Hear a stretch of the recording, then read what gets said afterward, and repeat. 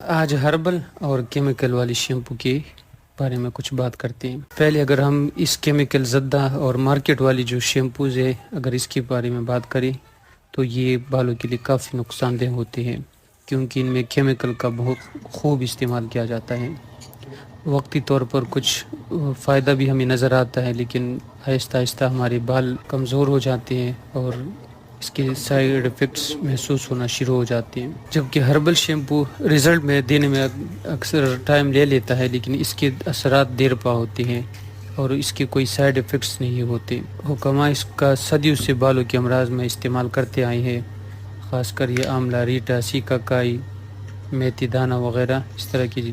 جڑی بوٹیاں ہماری شیمپو میں مستعمل ہوتی ہے، اور یہ مجرب ہے کیونکہ اس کو جو ہے نا یہ کوئی نئی چیزیں نہیں ہے، بلکہ ہماری صدیوں سے اس کا استعمال ہو رہے اور الحمدللہ اس کے کافی اچھے ریزلٹس ہے، اور آج کل سائنس